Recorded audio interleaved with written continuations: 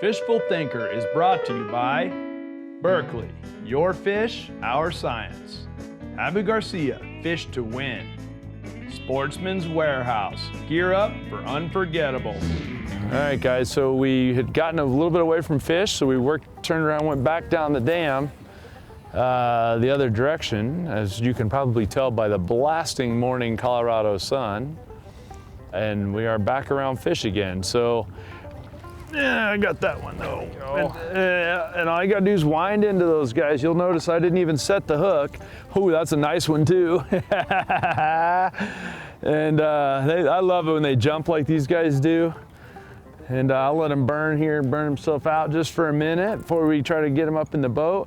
Thing about a lot of times fish, you're better to let them, like with bass. I mean, I could manhandle them and jerk him up in here. That's a good one, Austin. Look at this one. Very nice. Yeah, that's a quality fish, and he just grenaded that Chapo. That's a Chapo 90, guys. It's actually available in 3 sizes. You can get it in a 90, a 105, and a 120. I just wound into them. You don't have to really pull on them hard or jerk a whole bunch. That bait's on a continuous wind. That's a good looking one, guys. I like that one. We're kissing for good luck. Mwah! Oh, get it. And guys, when you see that, I don't know if the camera was on mine or Austin's, but when they blow up on that little popper like that, you just got to keep it moving until they pull tight. You can't, if you try to pull it away from them, you'll miss them every time. You know, you just keep popping it like you were when you bit it in the first place. In most cases, you'll get them to bite. This place is fed by the Platte River, so it's got this fish is more of a traditional lake. It's got an inlet and an outlet and all that, whereas our traditional reservoir has current flow and whereas my home lake does not. But I like this lake right here, Metro style. That's another good one. That Chapo seems to be doing better than average size-wise. It does. And that's a good sign. All of them that have bit this have been better than average. I haven't caught any little tiny dinks on this yet, whereas the popper, both of us were catching a bunch of little ones with it. And it may be just the constant motion of the bait. Okay, got you, sucker. That's not a monster, but look how fat he is too. They're all fat in here, even with the lack of bait fish. These fish are just inhaling crawfish. Yeah, a nice little chunker. So, you know, I'm throwing the Chapo right now that's got the blade on the back, the asymmetrical blade. Now, some folks were gonna wonder, well, why not a traditional buzzbait? Why not a regular buzzbait, which is a wire bait that sinks? For whatever reason, smallmouth, and maybe it just comes down to the size of their mouth, you'll get a lot of blowups and a very small percentage of hookups. And so even with a trailer hook on it, you just miss a huge number of them. The other thing is you can't vary your retrieve as much. You can't pause the bait for any reason because it sinks immediately. And so for whatever reason, I just don't use a buzz bait because of the low percentage of hookups when it comes to catching all smallmouth. Now, I will use a buzz bait as a locator to find fish because they'll bite it without getting hooked on it. And then I can come back and mop up with other baits, but not a great smallmouth bait in my opinion. There you go. I didn't know if he got it or not. That's a nice one too. That looks like a nice fish. Oh, maybe it's not as big as he looked. He looked like a nice one the way he grabbed it. He did. That's a good fish. Not bad at all. No, that's not bad for this pond. Let's see if we can get in here on a... And you tied a mono leader on there, right? I did. Yeah, good call. Okay. And he's got straight 10-pound nanofill, guys, and a leader on there, a mono leader. You tied 8-pound mono on there? 8-pound. Yeah, and I've got the straight mono line on here, but if you're gonna fish a topwater bait with a leader, especially a popper or a walk-in bait, or with braid, I should say, you're better off to have a leader on there, even if it's just a short little leader. And the reason being is it keeps the treble hooks from grabbing the braid when the bait's walking back and forth. The braid is so supple that the treble hooks will grab it. I find that same thing on like a glide bait for walleye fishing too, or any kind of side-to-side action bait. Sure, yeah. Have that stiffness. The jerk bait, same thing with the jerk bait.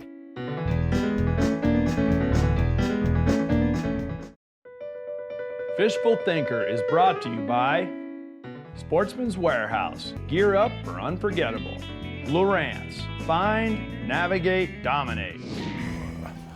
There you go. Oh, dude, he looked at you after that thing spit out. When he jumped, I swear I got a perfect view of his eye. He looked right at us. He's like, He's looking to see who he had. Oh, Not he's on this me, he's time. on me, he's on me. Oh, he's on it, he really wants it. Oh. Oh man.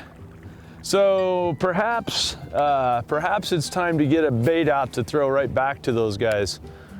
Yep. Because I think if I threw a general right back at them, They're gonna inhale it. they're gonna eat it immediately.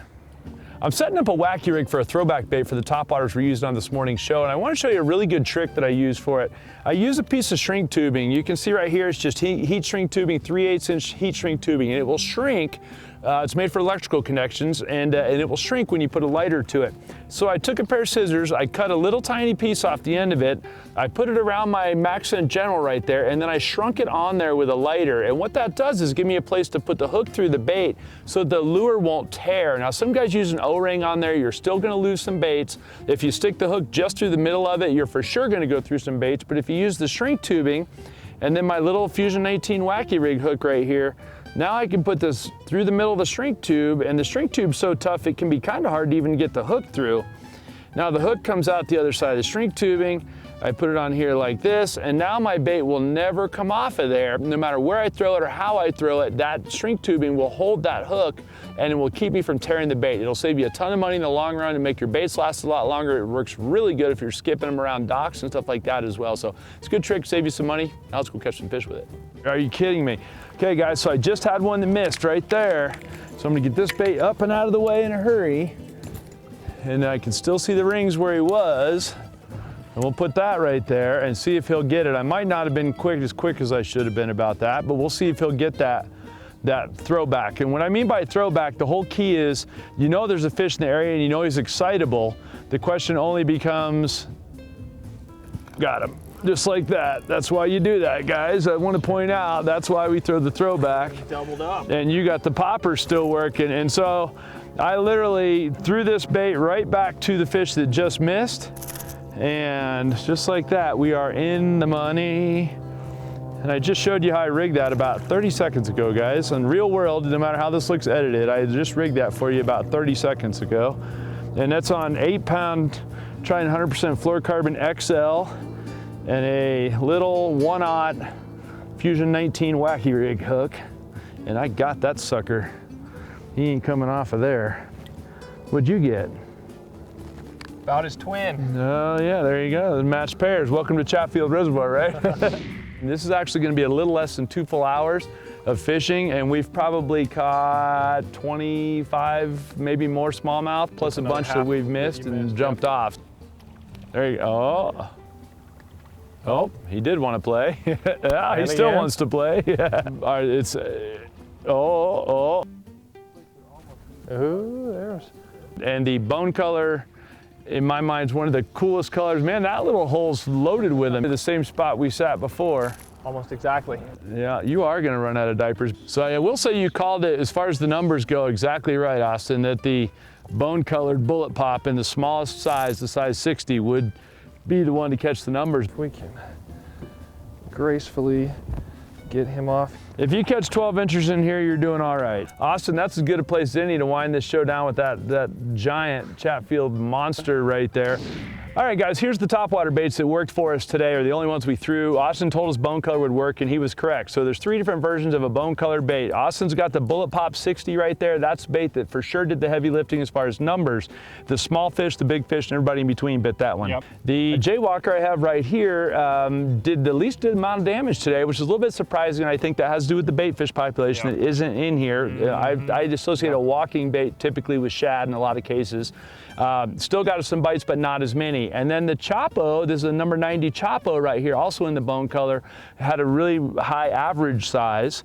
Maybe not as many, but a lot of nice fish. Not quite the volume of fish. So at any rate, guys, there's 3 versions of topwater. If you can master all 3 of these, you can catch largemouth, smallmouth, pike, wipers, all of the above, snook, whatever you want. So bone color worked great for us. Check them all out, berkeley-fishing.com.